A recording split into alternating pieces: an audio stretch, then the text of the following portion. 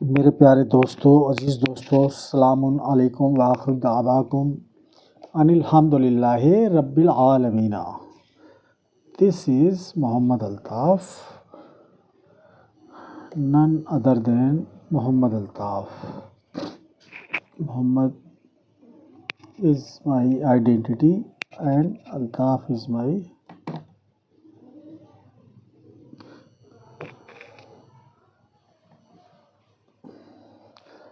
सरकारी रजिस्ट्रेशन में नाम अल्ताफ़ है और मोहम्मद है वो रब्बुल आलमीन की रजिस्ट्रेशन में है।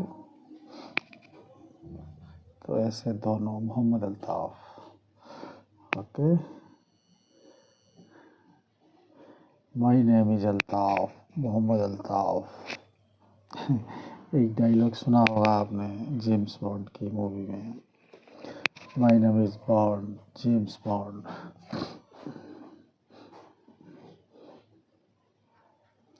माई name is James Bond, like that. हाँ, something like that, I don't know exactly.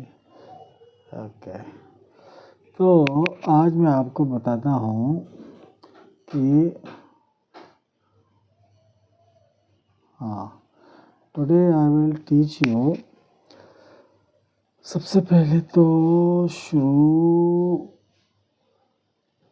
करते हैं बिस्मिल्लाहिर्रहमानिर्रहीम बोल के। तो बिस्मिल्लाहिर्रहमानिर्रहीम का मतलब क्या है? या अर्रहमानी, या अर्रहमानी, या अर्रहमानी, या अर्रहमानिर्रहीम। ये मतलब है बिस्मिल्लाह व इन्नहु बिस्मिल्लाहिर्रहमानिर्रहीम का मतलब यह है। Okay, clear. और जब आप चाहेंगे सूरतुन बनी इसराइला में तो 110 सवाल आयते में लिखा है कुल्हुल्लाह अविद और रहमाना। इसका मतलब है कि जहाँ भी अल्लाह लिखा है उसकी या रहमानो पढ़ना है, वल्लाह लिखा है तो वर्रहमाना पढ़ना है, वल्लाही लिखा है तो वर्रहमानी पढ़ना है, और लिखना है तो वर्रहमानी और इन ब्रैकेट जैसे ये या अर्रहमानी, इन ब्रैकेट उनकी फिंगर और ये शर्मगाव। Okay, this is hips, here is the all three in center line. Okay, of this, okay, center line. So here is the anus, here is the vagina, here is the penis. रब्बुल आलमीन की जो body है combination of male and female. शादी करते ही joint account खुलता है। Okay, this is the बहुत ही प्रिसाइज नॉलेज मैं आपको बता रहा हूँ। ओके, अब आप ये देखिए कि इसको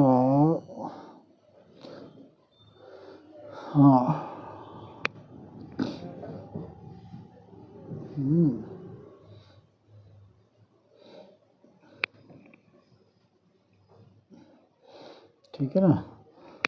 जैसे मैं आपको एक बार बता रहा हूँ, never ever give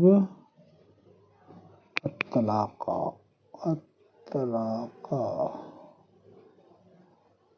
never ever give अत्तलाका to your attached wife.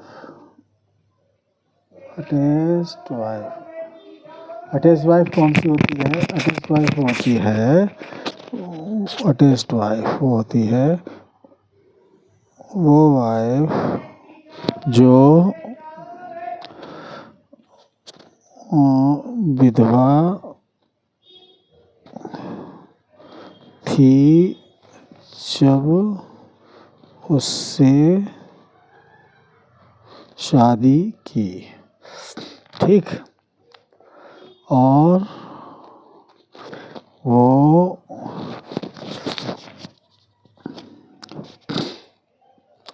Out of blood relation, out of blood relation.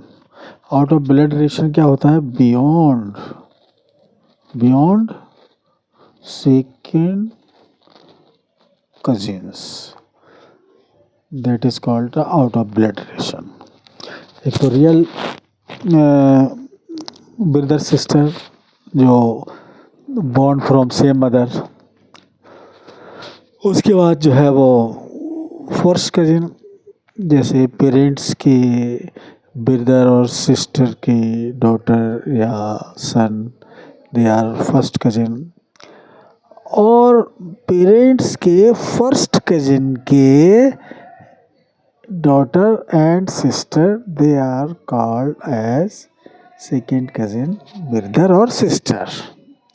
Understand? तो इसके बाद जो आता है वो होता है आउट ऑफ ब्लड रिलेशन।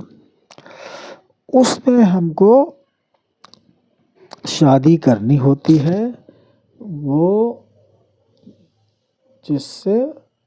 जिसको प्रेग्नेंट कर सकते हैं और वर्जिन होती है, ठीक है ना। लेकिन हम बात बता रहे हैं तलाक का, क्योंकि जब उससे शादी करेंगे जो जनरल वाइफ होती है, तो वो तो जब पॉइंट्स जब होते हैं, रब्बुल आलमीन ने बताए हुए जो पॉइंट्स हैं कि ये एलिजिबिलिटी होनी चाहिए, लड़के वाले लड़की में देखेंगे, लड़की वाले लड़के में देखेंगे। जो एलिजिबिलिटी है वो आमनु है, आमनु देन आमनु, और लड़की के लिए यूमिन्ना होना चाहिए और वर्जिन होना चाहिए और आउट ऑफ ब्लड रिलेशन होना चाहिए, यानी बियॉन्ड सेकेंड कज़न, तभी उसके साथ बच्चा प्रेगनेंसी कर सकते हैं, ठीक है।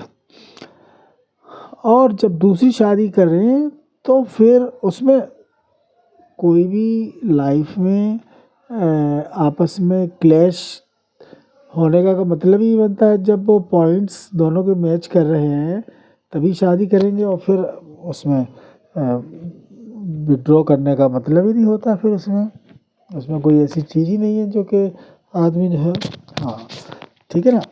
अब जो दूसरी होती है, दूसरी शादी करेंगे तो वो विधवा से करेंगे, उसको बोलते हैं अटैच्ड वाइफ। तो जो पॉइंट्स बताए हैं रब्बुल आलमीन ने, तो पहले जो है अटैच्ड वाइफ यानी विधवा से शादी करते उसको तलाक के बारे में कहा गया। तो उसको तलाक नहीं दें जब तक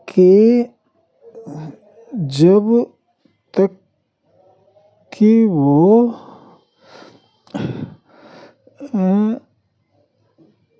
कोई सेक्सुअल एक्ट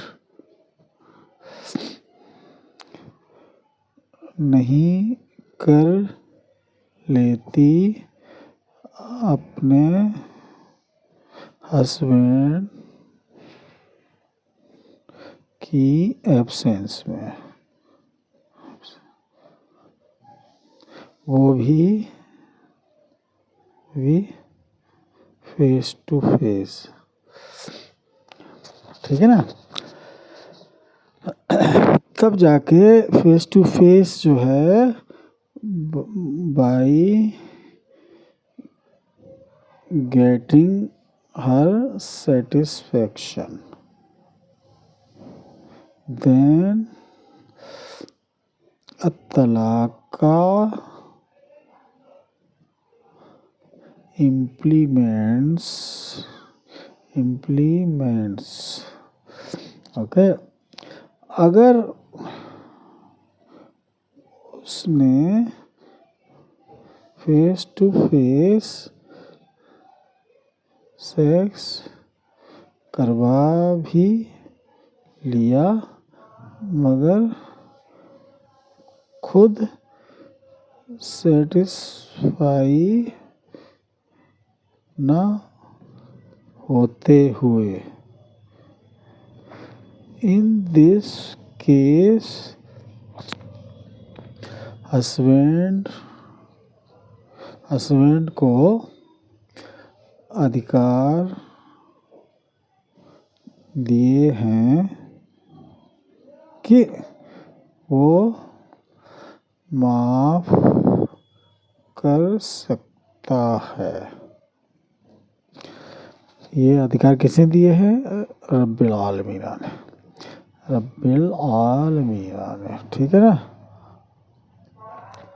जब तक वो सेक्सुअल वायलेशन नहीं करे तो तलाक़ का मतलब ही यही है, the giving divorce to his, चाहे वो अटैच वाइफ हो या जनरल वाइफ हो, by violation of having sex by her satisfaction. ये तो इमीडिएट तलाक़ forever, no more compromise. ये तो रब्बुल आलमीन के नज़दीक वो ऑर्डर है। लेकिन अगर फेस टू फेस सेक्स करा भी लिया लेकिन उसने संतुष्टि नहीं ली, उस केस में रब्बुल आलमीन ने हस्बैंड को अधिकार दिए हैं कि you can forgive her, this is up to you. जैसा आप फैसला लोगे, तो ये पावर उनको दी है अर्रहमान रहीम ने एवरी हस्बैंड को जो आमनू है एंड आमनू एंड देन अन्नास है।